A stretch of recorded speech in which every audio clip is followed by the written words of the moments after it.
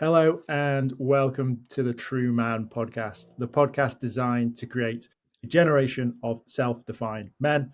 Today, I'm joined by Gavin Thrope, the co-founder and co-CEO of Talk Club. Gavin, it's an absolute pleasure. How are you doing? Hey, Lewis. Yeah, it's a pleasure to be here. Yeah, it's great to see you. Awesome.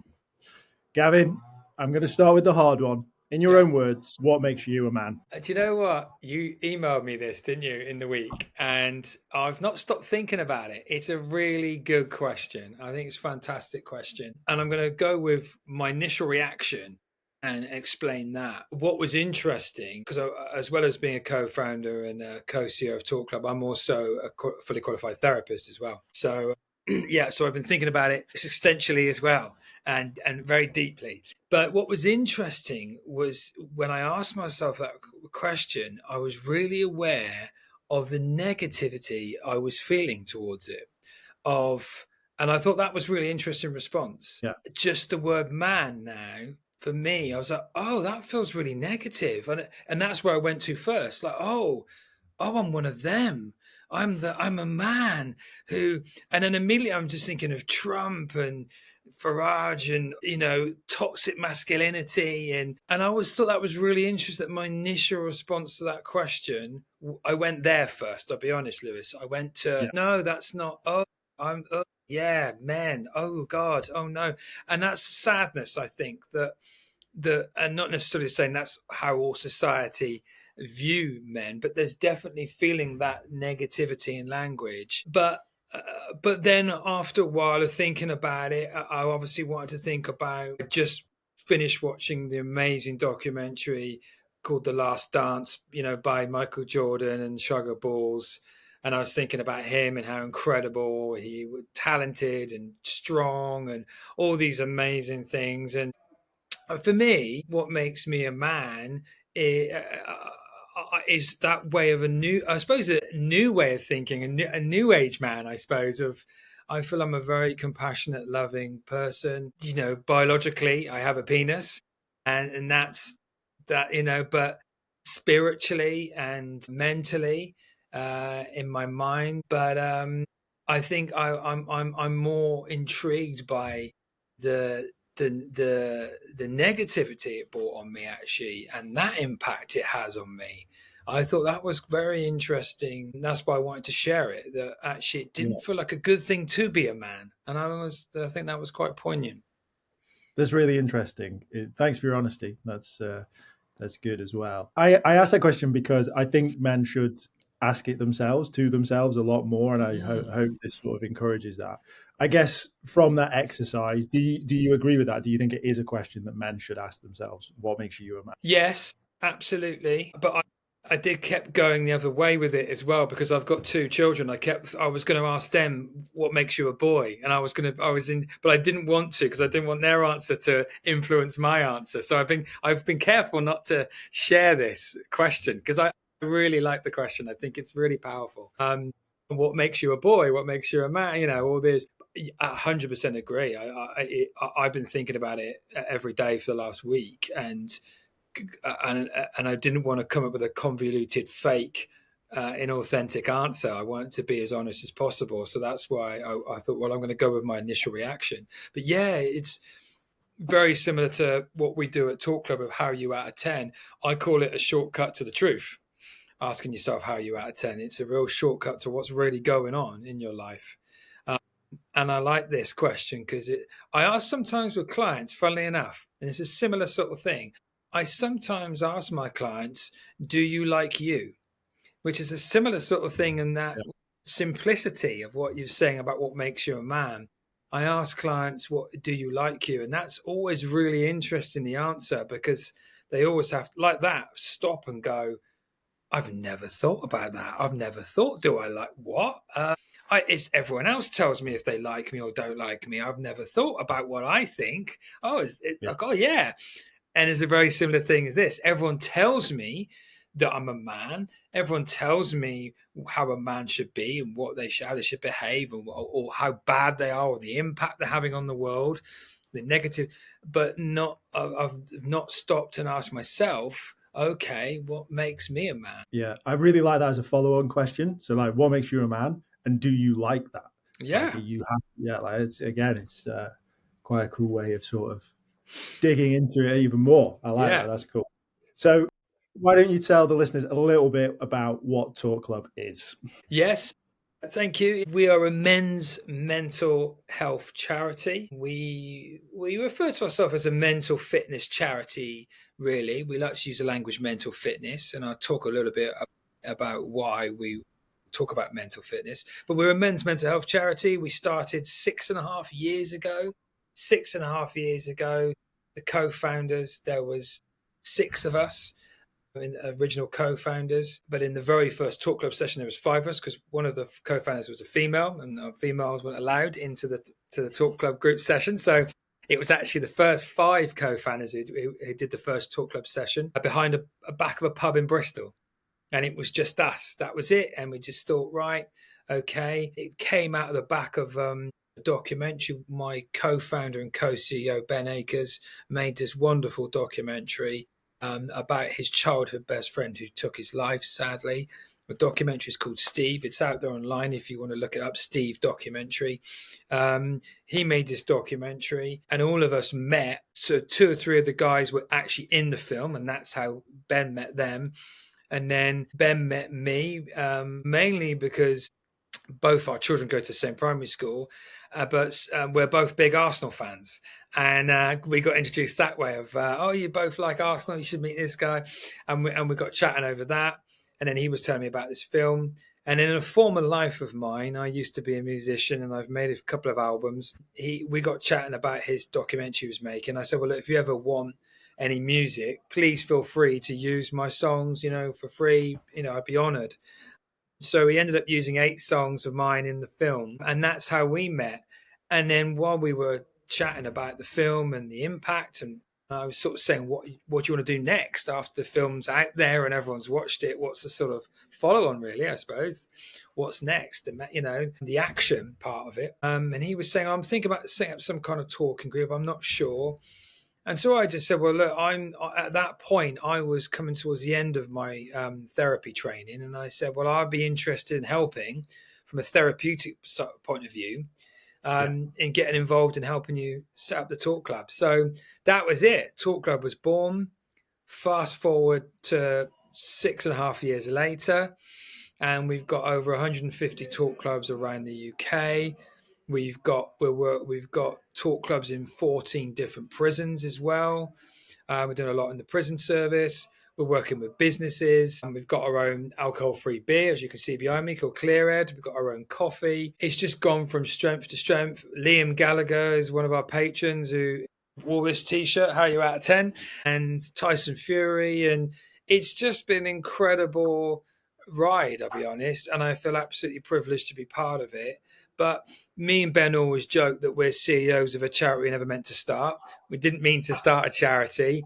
It happened almost by accident, but that we identified there was a need. And then once we started running the groups and seeing men turning up, we thought, okay, there's something here. We keep going. And now we've helped thousands of men out there, and it's been incredible. It's been incredible. I feel very privileged to be part of it. Amazing. I really want to get into that question. How are you out of 10? 4 For men, how are you out of 10 different to how are you? Well, it's a good question, and that's why we purposely, as you can see on my shoulder, we purposely put "How are you?" ? And then out of 10 ? We purposely wanted it to be 2 questions in one, if you like, and we did that on purpose because so many people say, "How are you?" You walk down the street, how are you? You all right? Yeah, I'm all right. Yeah, or they actually almost answer the question for you because they actually say, "How are you? All right?" And like, yeah, I'm all right. Thanks for answering my question. But so that's why we thought, well, it's how are you? But out of 10, how are you? And that's why it was really important, the language. And that's where the mental fitness side comes in, because we felt as a charity, there was lots of charities working down this end, if you like, further down the river, more in the suicide space, really. And we felt there wasn't what were people doing in more of the preventative space, in the mental fitness space, helping people to really understand what's going on. And there's so much awareness now, and it's I'm okay, you're okay, we're okay, be okay, ask twice, all this stuff. And we just felt like, actually, we need to measure this. It'd be fantastic. This is nothing new we've invented. Doctors been doing it for years. You know, when my son goes to doctors, the doctors will say, how is that out of 10 for pain?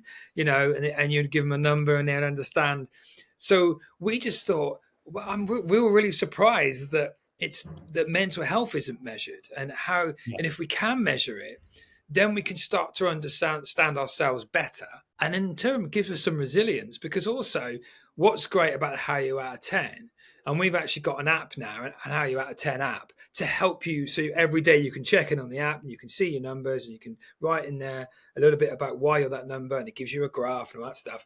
But the great thing about that, what I like about it, is you can look at it and go, yeah, last week my numbers were quite low, and this time last year my average number was this, and you're actually building some resilience because you're starting to understand yourself better and going, actually, yeah, and then I've noticed on Tuesdays, my numbers drop.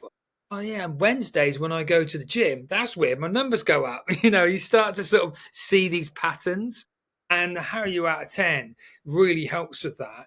And also with we call them talk and listen groups as well. The men who attend the sit in the circle groups, talk and listen, and we also have talk and exercise.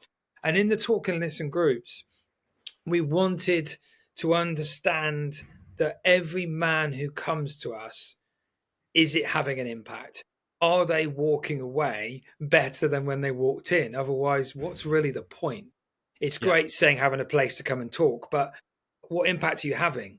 So we wanted to. That's why we come up with we start every talk club, and that includes the talk and exercise and our therapy groups. We start with How Are You Out of 10? Explain why you're that number. We have 4 rounds. The second round is the gratitude round. Talk about what you're grateful in your life. What is the positives in your life? Round 3 is explore mental fitness, share with a focus on diet, sleep, and exercise. And then round 4 is How Are You Out of 10 now? What's your number now? And the great thing about that is we can keep notes of the numbers of men coming in and men going out, and actually really seeing the impact it's having on the community. And the same with the therapy groups. We get the numbers in and out. So it's a really simple way of understanding how we're really doing. And also, if I ask you a question of How Are You Out of 10, and you tell me the truth and you say, actually, I'm a 4, it's a conversation starter. It's, oh, okay, you're a 4. Okay, is that low for you? What's going on for you? Well, actually, this is going on. Actually, can have a real conversation. Yeah, for sure. The structure of your sessions, they're very, what's coming, right? How are you? What are you good? What are you thankful for? Essentially what your challenge is. How are you out of 10? Yeah. Do you think breaking it down and giving that sort of preempt to guys really helps? Because I know from a going to therapy idea for men, it's that panic of having to tell them everything and this sort of fear that I'm going to be judged. Absolutely. Judged is a key word, actually, Lewis, because I think that's one thing that we're creating at Talk Club. I had this conversation with someone earlier. They asked me exactly that. What's the difference between men and women? How come women can meet up with friends and open up so easily, and men shut down? I said exactly that, because women, and obviously not all women, but majority of women feel comfortable being vulnerable, whereas men, and again, the men that I've talked to in the community, aren't comfortable being vulnerable. They don't feel safe. And that is what Talk Club provides, is a safe space where men can come in, they can be vulnerable, share what's going on. And exactly that, Lewis, because they've got this preset questions, the men really like that, because they a lot, and that's what we heard early on. They were saying, I just don't know what to say. Where do I begin? And we're like, oh, don't look, just check in with your number.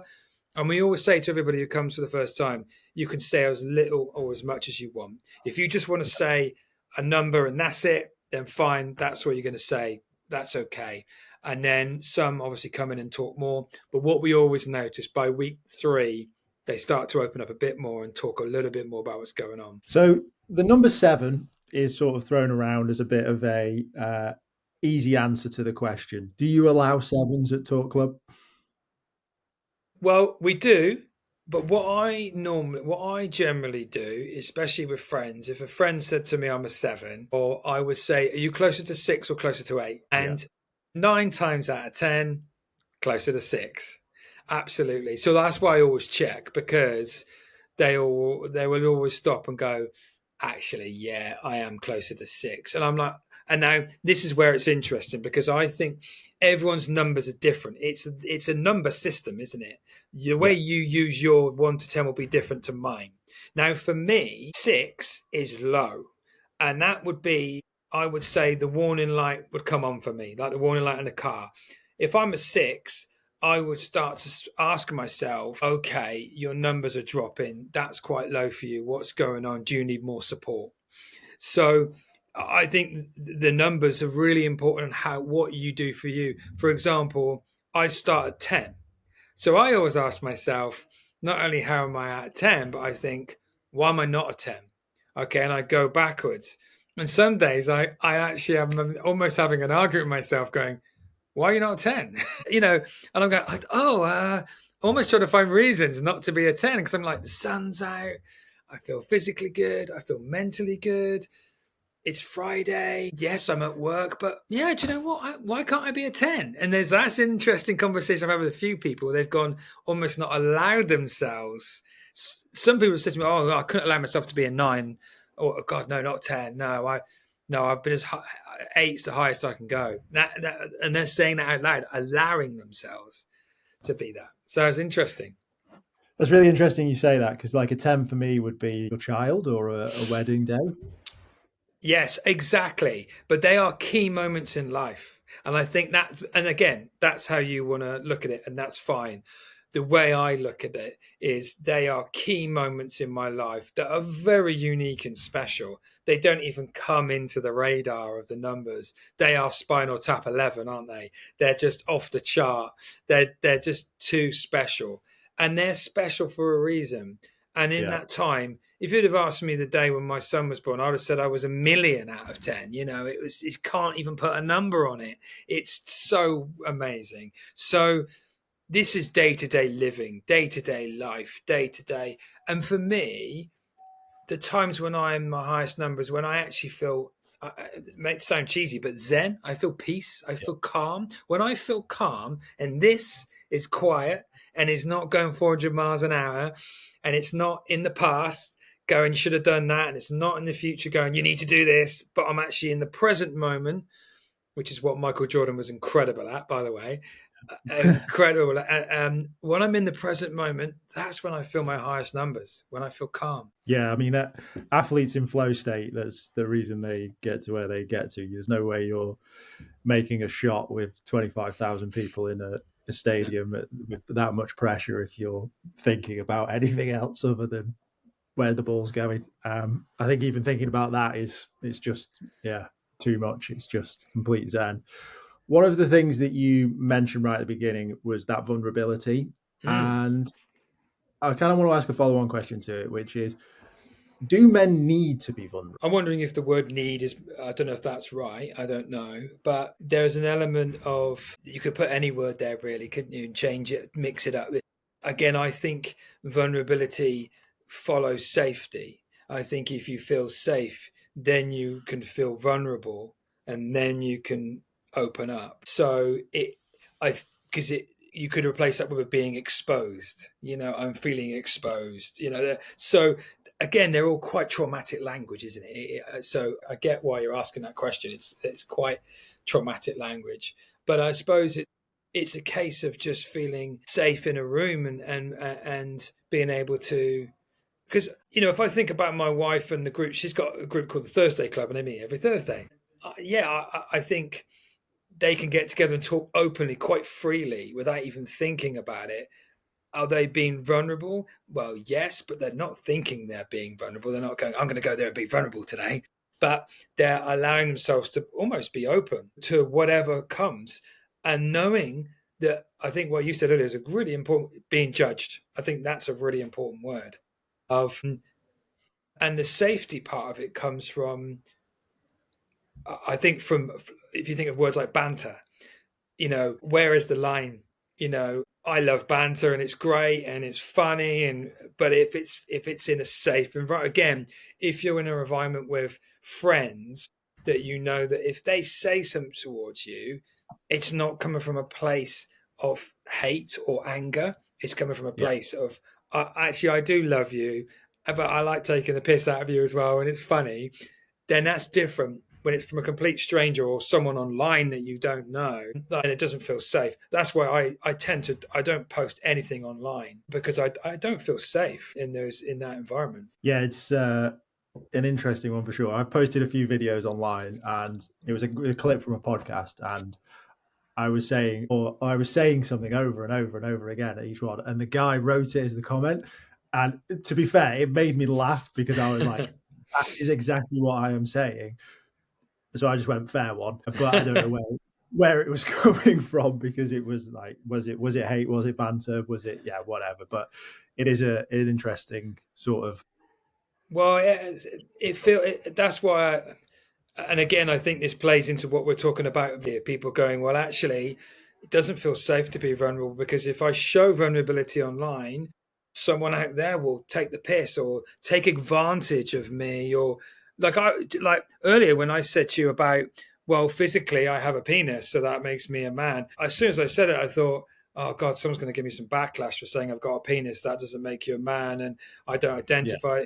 And therefore, straight away, I'm like, oh no, I've said something wrong. I don't feel safe. So then you go, well, I might as well just say nothing at all then, and that's the problem. Is it's creating that safety. I think it's really, and that's what Talk Club does really well. Is we create a safe environment that you can come and talk. Yeah, it's vulnerability is a strong word, and I've written an article before around earning it. And like, so for example, if a footballer comes out and says, "I'm having problems with my mental health," it's rewarded and applauded online, and everyone's commenting, going, so brave of you to open up, etc., etc. But if Dave did that on the building site, he probably would get a ribbing from everyone and be like told to sort of man up and just crack on. We've got to finish what we're doing, mate. So not today, kind of thing. What's your thoughts on that? Or is that sort of the idea of creating those safer environments? Sad. As you were saying it, I was like, yeah, it's true. It's sad. It is sad, but it's true. But it's also looking at from a wider angle of the whole community, of what we've all created. We've created every single man, and it's always unfair that we're using building sites as an example of that men aren't sensitive on building sites. But I get where we're going there. That it's a masculine environment, but we've also created the men on that building site. They've been parented that way. They've been brought up that way. Society is labeled them that way. They are a creation of their environment, aren't they? They're going, well, this is what you expect from us, and this is who I am. This is how I'm going to behave. And I think that's why something that we want to try and create on building sites and any workplace is, that's why the How You Out of 10 is a really nice, simple way of showing some vulnerability a little bit, opening up a little bit, and saying, actually, my numbers are low today, struggling a little bit, without you going too deep into what's going on, and be able to connect with each other. But I agree. We have created that, though. We've created that it's unsafe to really say how you feel. I think it's got better. That's the thing, is I think sometimes in podcasts and books, we focus a lot on the negativity, don't we? And I think there's so much positive, and that's why I responded with my first reaction to the man question was negative, and I was intrigued by that.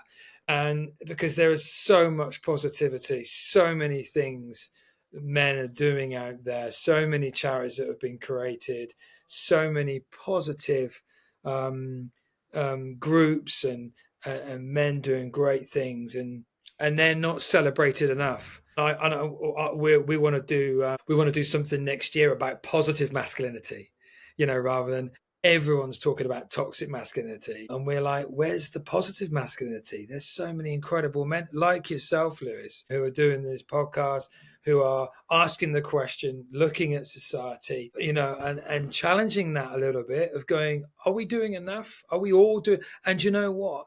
That is females as well, the women in people's lives. So many times you're hearing the man up language actually from a female partner or sister or mother.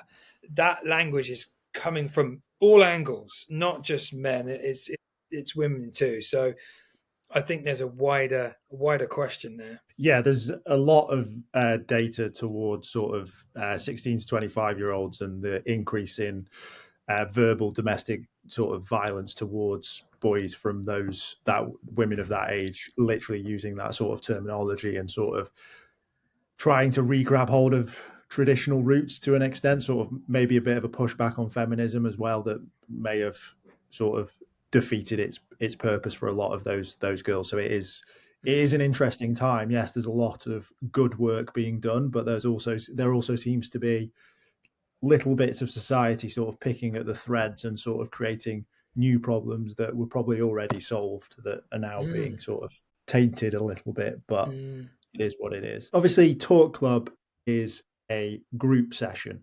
Yeah. You are also a therapist. Yeah. What do you think what is more useful for men? Do you think group sessions are more useful, or do you think one-on-one sessions are more useful for men?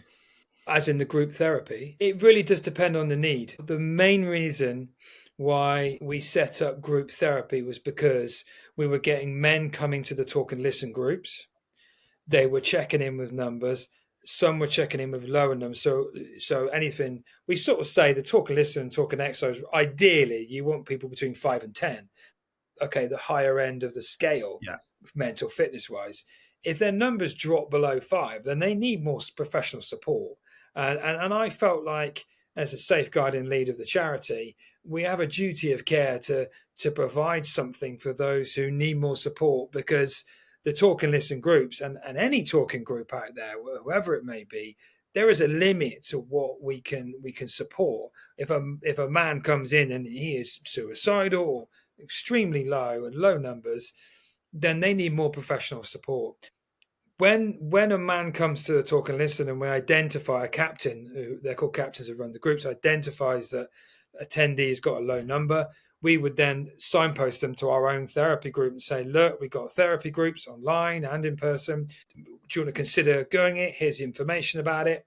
So when they sign up, one thing we think is important at Talk Club is the continuity of care. That's something that's really lacking, unfortunately, in the NHS. Not NHS fault, it's just the way it is. But there's a lack of continuity of care in this country. Of, if I'm here, where do I go? And if I'm here, where do I go? If I feel this, what do I do? A lot of people actually don't know. They don't know what to do in a moment of crisis. They don't know what to do if they're struggling. Do I phone 111? Do I go to a GP? Do I call a friend? What? Hey. And so we wanted to create that continuity of care for Talk Club members. You come to Talk Club, you normally come in. So say, Lewis, you come into the Talk Club and you're normally a 6 or 7. And over the month, we notice your numbers have dropped a little bit. A few personal things are going on at home. You drop down to 5. We get you into the therapy group. It's 6 men for 8 weeks. You do 8 weeks of the group therapy. By the end of it, and also in that group therapy, we're checking numbers also. So we do the same in and out. How are you out of 10? So we've got the numbers. Your numbers are, by the time you finish the group, you're back up to an 8. Fantastic. Go back to the talk and listen and maintain your number. Continue that mental fitness. Stay mentally fit. Keep your numbers up. But if your numbers do drop, you can come to the group.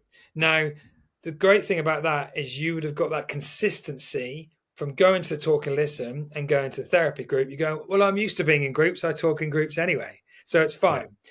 Now, the one-to-one is very different.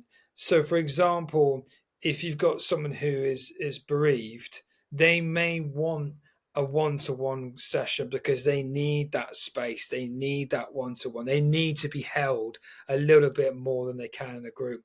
We do get people come to the group and after 1 or 2 sessions go, actually, yeah, I don't like it. It's this is not what I want. I actually know I want some more one-to-one, because obviously you're sharing the time. Yeah, There's 2 hours. You basically got about 15, 20 minutes each to talk. It's not a huge amount, but what's powerful about that as a group is you're hearing each other and supporting each other. So it's not for everybody, but I will say it's been very low numbers of people that have not seen out the whole 8 weeks, is what I'm trying to say. That we have a good I was going to say hit rate, but it's not hit rate, attendance rate. We have a good yeah. attendance rate of the sessions that men generally who come do complete. I would say 90% complete. So are those sessions run by someone like yourself, or is it purely just done as a group session? Yeah, so our talk and listen groups are run by captains who are trained up by us. They're volunteers. The therapy groups are run by fully qualified therapists, and we actually even have our own bespoke training. So if you are a therapist and interested in running a group with Talk Club, you come to us, and then we have got our own short-term psychotherapy group training that you have to attend and go on. It's paid for by the charity. It's a 2-day training, and we train up the therapists on how to run a group and what we expect from them, and blah, blah, blah, safeguard and everything else. They do that, and then they can run a group online. So yeah, all those groups are run by qualified therapists. Let's maybe talk a little bit more about some of the positives, right? Male loneliness is probably quite a big issue for men of a certain generation and a certain age. What are some of the, I guess, success stories or some of the things that have grown from Talk Club outside of it? 100% that. The amount of men that have come to us because for example, if they've moved to the area and they don't know anybody, they've moved here for work and they've come along to a talk club just because they're lonely and they want to find a community of like-minded people. I had it last night.